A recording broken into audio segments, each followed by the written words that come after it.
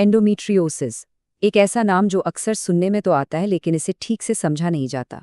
तो आइए आज माहिरीन की मदद से जानते हैं कि ये असल में है क्या। ये मसला कितना बड़ा है जरा सोचें। 25 से 40 साल की उम्र में हर 10 में से एक खातून और दीगर सिनफी शनाख्त रखने वाले अफराद इससे मुतासिर होते हैं। इस पूरी गुफ्तगू में हम 5 अहम सवालों के जवाब तलाश करेंगे। पहला, एंडोमेट्रियोसिस है क्या?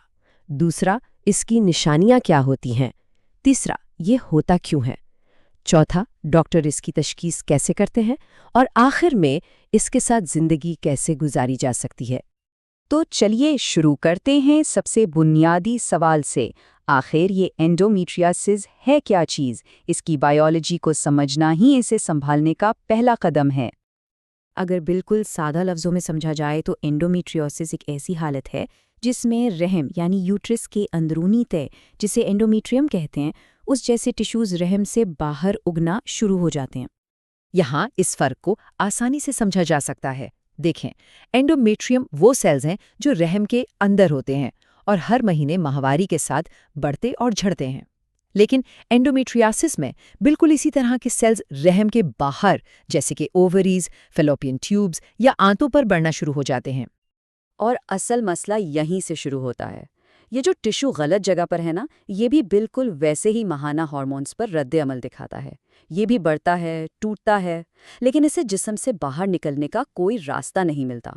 और इसी वजह से ये अंदर ही अंदर सोजिश, शदीद दर्द और स्कारिंग यानी जख्मों का बायस बनता है।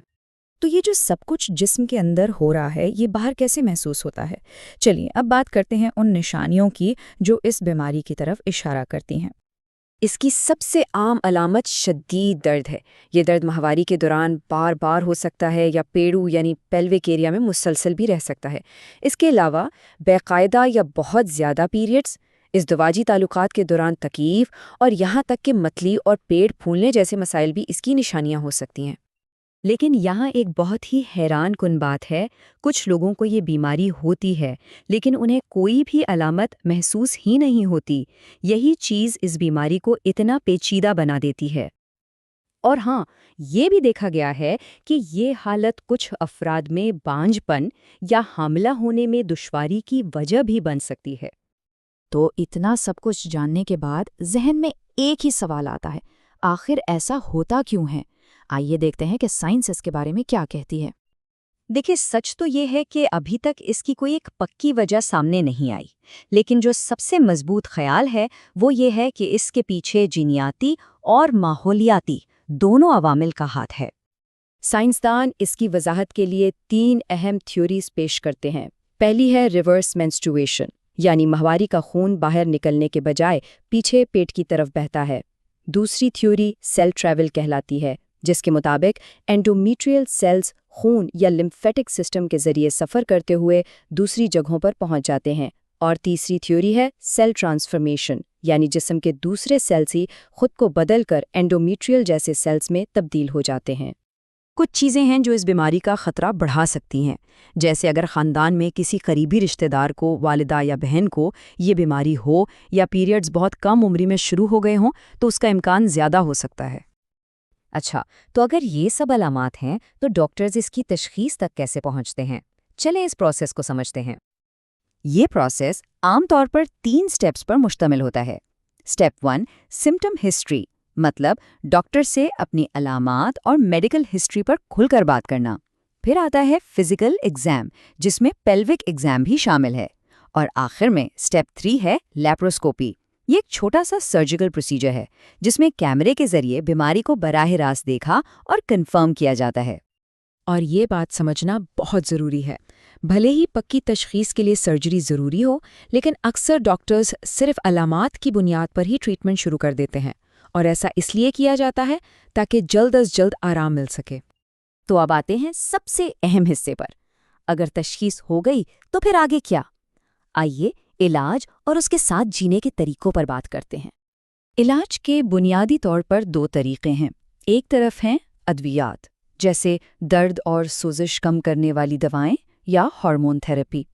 इनका मकसद अलामात को कंट्रोल करना है।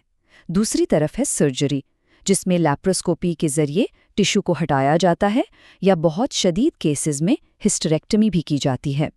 علاج کا انتخاب علامات کی شدت اور زندگی کے منصوبوں پر منحصر ہوتا ہے۔ یہ سمجھنا بہت ضروری ہے کہ اینڈومیٹریوسس کوئی عام بیماری نہیں ہے جو ایک دفعہ کے علاج سے ہمیشہ کے لیے چلی جائے۔